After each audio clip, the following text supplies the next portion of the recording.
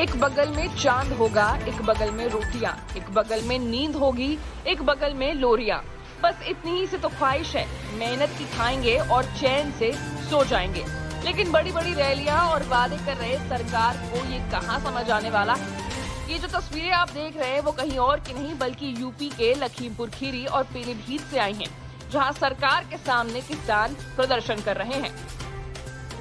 सबसे पहले हम आपको पीलीभीत की तस्वीर दिखाते हैं। आप सोच रहे होंगे कि ये प्रदर्शन आखिर क्यों हो रहा है। चलिए आपको ये भी बता देते हैं। दरअसल यहाँ पर किसान अपना धान जलाकर विरोध प्रदर्शन कर रहे हैं, क्योंकि धान की खरीदी नहीं हो पा रही है और किसान जो हैं वो काफी दिनों से बहुत ज्यादा परेशान चल रहे हैं। आपने अपने धान में आग लगा दी मंडी पहुँच के, क्या पूरा मामला था? मामला ये था कि हमारा 26 तारीख का टोकन था। 26 तारीख का दोपहर से हम देखते रहे, कोई इंचार्ज सवेरे कह गया कि हम अपना तो रजिस्टर लगवाओ। रजिस्टर लगा के आधी टाली में रजिस्टर लग गया। रजिस्टर लगने के बाद में मना कर गया, बोला नहीं मैं तो जा रहा हूँ, मेरा बदली हो गई है, अब नहीं चलेगा। शाम तक हम देखते रहे। दोपहर बाद में हमने अपने इंचार्ज कहा, अपने एमओ साहब से, आरएमओ साहब से कहा। आरएमओ साहब ने कहा जी तुम्हारा सवेरे 10 बजे हम तुलवा देंगे। अभी तक कोई निश्चय नहीं हुआ, इसलिए मैंने वहाँ गेट पे ला के भी गाड़ी खड़ी करके आग लगी। अब क्या फैसला होगा? अब कह रहे तोलेंगे, अभी कोई बता ही नहीं रहे। क्या करोगे आप लोग? नहीं करेंगे तो फिर जाएंगे गेट पे, वही रास्ता अपनाएंगे। 15 दिन बाद टोकन थोड़ा हमें मिलेगा, टोकन लगेगा 15 दिन बाद टोकन लगेगा। तो सरकार की नीति है कि किसानों के धान की खरीद हो रही है, एमएसपी का जो मूल्य है वो मिल रहा है, किसान को क्या मिल पा रहा है आप लोगों को? बीजेपी के सख्त विरोध है, विरोध करते हैं। कोई बीजेपी हिटलरशाही सरकार। यही नहीं, किसानों ने मंडी के परिसर के बाहर अपनी ट्रैक्टर ट्रॉली खड़े होकर हाईवे पर जाम भी लगा दिया। सूचना मिलने के बाद तमाम अधिकारी मंडी परिषद जा पहुंचे और किसानों को समझाने बुझाने का प्रयास किया। असल में ये धान जलाने का मामला हुआ है, क्या है सर पूरा मामला? ये आज सुबह जानकारी प्राप्त हुई कि कुछ किसान यहाँ पे इकट्ठे हो गए, जिनसे वार्ता की गई।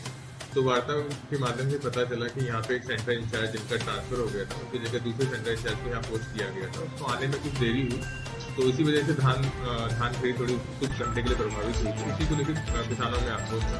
उनसे बात की गई तो उन्होंने बात को समझा और जैसे ही सेंटर इंचार्ज यहाँ पे आए तुरंत तोल शुरू करा दी गई और इस समय सुचारू रूप से धान खरीद चल रही है। किसी प्रकार की कोई समस्या नहीं है।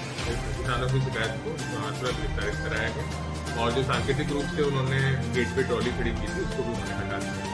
क्या धान में आग लगाई थी उन्होंने अपने? धान जलाने की बात सामने आ रही है, लेकिन ऐसा मेरे पहुंचने पे ऐसा मुझे कुछ प्रतीत नहीं हुआ। थोड़ा सा सांकेतिक रूप से उन्होंने जो आसपास का कुछ था उसको आग लगाने की कोशिश की थी, लेकिन जब समझाया गया तो उन्होंने उसको बिठा दिया। ऐसी ही तस्वीर लखीमपुर से भी आ रही है, जहां धान न बिकने से किसान काफी ज्यादा परेशान हैं और सरकार के सामने विरोध प्रदर्शन कर रहे हैं। उजागर करने का देखिए, ये जब मैं यहाँ आई हूँ, मैं ये नहीं कह रही कि केंद्र प्रभारियों की गलती नहीं है। उनकी कुछ हद तक थोड़ा सा एक डेटरेंट इफेक्ट हो सकता है।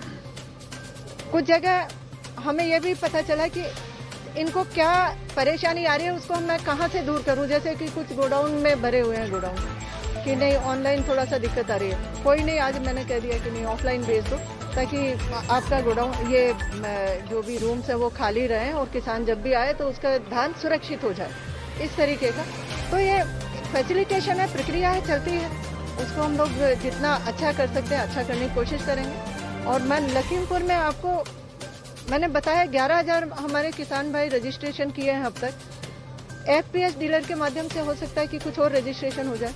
हर एक जिसने रजिस्ट्रेशन कर लिया है, मैं ये इंश्योर कर रही हूँ कि ये हमारे सरकारी कर्मचारी 150 सेंटर यहाँ खुले हैं। 150 के सब अपने अपने किसानों से बात करेंगे और उनको फैसिलिटेट करेंगे।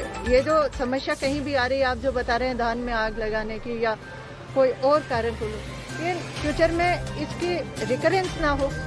एक तरफ किसान दिल्ली की दहलीज पर विरोध दर्ज कर रहे हैं और दूसरी तरफ ये तस्वीरें यूपी से आ रही हैं। अब देखने वाली बात ये होगी कि सरकार कब तक ये समस्या को हल करती है।